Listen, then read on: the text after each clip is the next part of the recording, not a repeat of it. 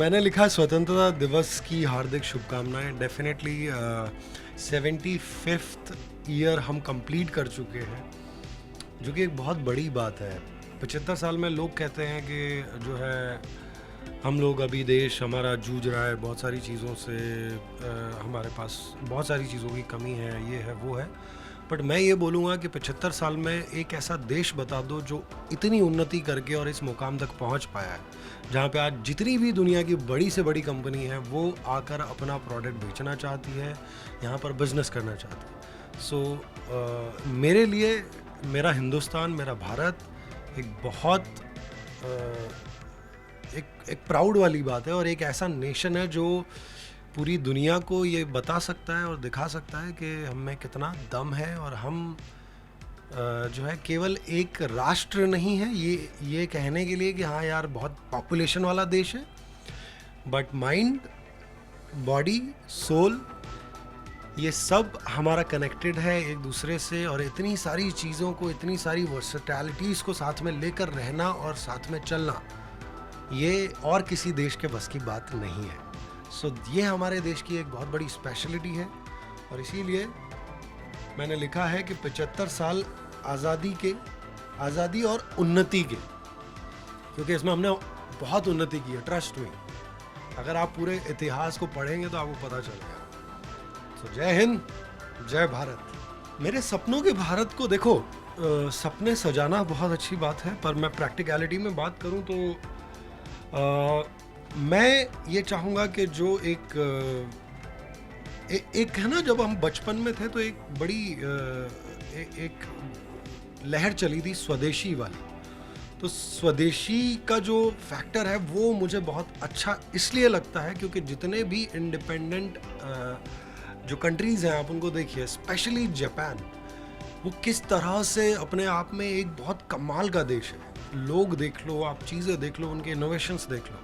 तो उसी तरह मैं ये सबसे रिक्वेस्ट करूँगा कि वो जो इंडिपेंडेंस वाली चीज़ है, या जो हम डेवलप कर सकते हैं हिंदुस्तान में, ये पूरे गवर्नमेंट भी डेफिनेटली उस चीज़ में बहुत बड़ा पार्ट प्ले करेंगी कि किस तरह हम बाहर की चीज़ों को भी साथ में लेकर, जो कि अभी हो रहा है, उन चीज़ों के साथ में चल सकते हैं। दूसरा, एक एजुकेशन बहुत बड़ा फैक्टर है, जो केवल एजुकेशन मतलब नॉर्मल फॉर्मल एजुकेशन नहीं, एक education about how to deal with your life also, कि लाइफ में जब डिफ़िकल्टीज आए तो आपको हारना नहीं है। अगर आपके पास चीज़ें जो हैं कम हैं, या आपके पास उतने सोर्सेज नहीं हैं, तो किस तरह से उससे ओवरकम करके और हम एक मुकाम पे पहुंच सकते हैं। और आजकल किस तरह की अपॉर्चुनिटी है, कितने फील्ड है, केवल हम डॉक्टर, इंजीनियर या जो है लॉयर ही बनना नहीं चाहें, और भी इतने सारे फील्ड्स हैं जिनमें हम ट्राई करके बहुत कुछ बन सकते हैं। सो उन सब चीज़ों को भी एक थोड़ा पुश मिले। आई थिंक इसके बाद बहुत बड़ा चेंज आएगा। यार देखो, अभी मैं आपको बोलूँगा कि इंडिया ही नहीं, पूरा विश्व जो है एक बहुत ही जिस दौर से गुजर रहा है, वो दौर बड़ा कठिन है। वो कठिन क्यों है कि ये बदलाव का दौर चल रहा है।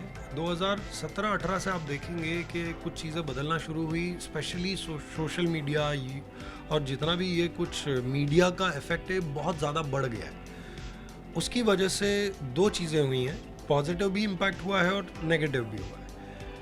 पॉजिटिव इम्पैक्ट ये है कि इसकी वजह से बहुत सारी इन्फॉर्मेशन और बहुत सारा exchange of knowledge, come business, come lots of things all over the world, entire world में बढ़ गया है। तो वो एक अच्छी चीज़ है कि आज अगर मैं यहाँ बैठे बैठे किसी से कुछ वहाँ पे भेजना चाहूँ, या उनसे कुछ वहाँ कुछ प्रोडक्ट बेचना चाहूँ, या अपने आप को कहीं बताना चाहूँ कि मैं यहाँ पे हूँ, ये है, तो बहुत इजी है। लोग जानते हैं, एक दूसरे से कनेक्टेड है। बट उसके रिपोर्टेशंस ये हैं कि लोग केवल और केवल वही करने लगे, उसी में हैं।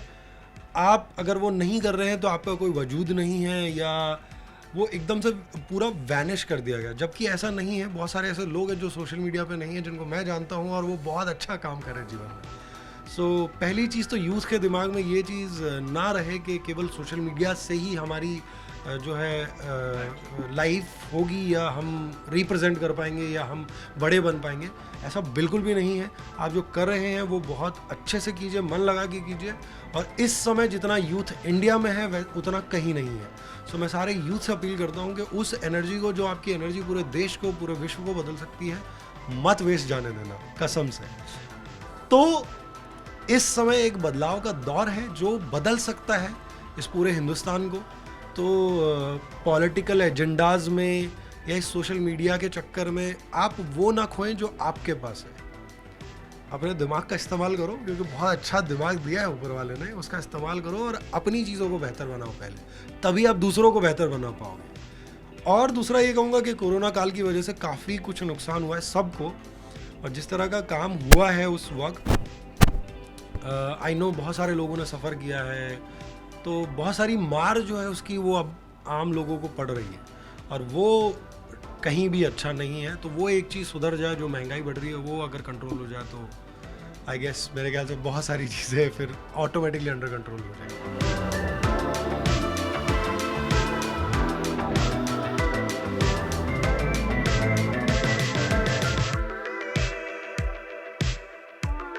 सो आप सभी को मेरी तरफ से स्वतंत्रता दिवस की हार्दिक शुभकामनाएं। हैप्पी इंडिपेंडेंस डे, अच्छे से मनाइए और आज़ादी के ये 76 साल आपको मुबारक हो।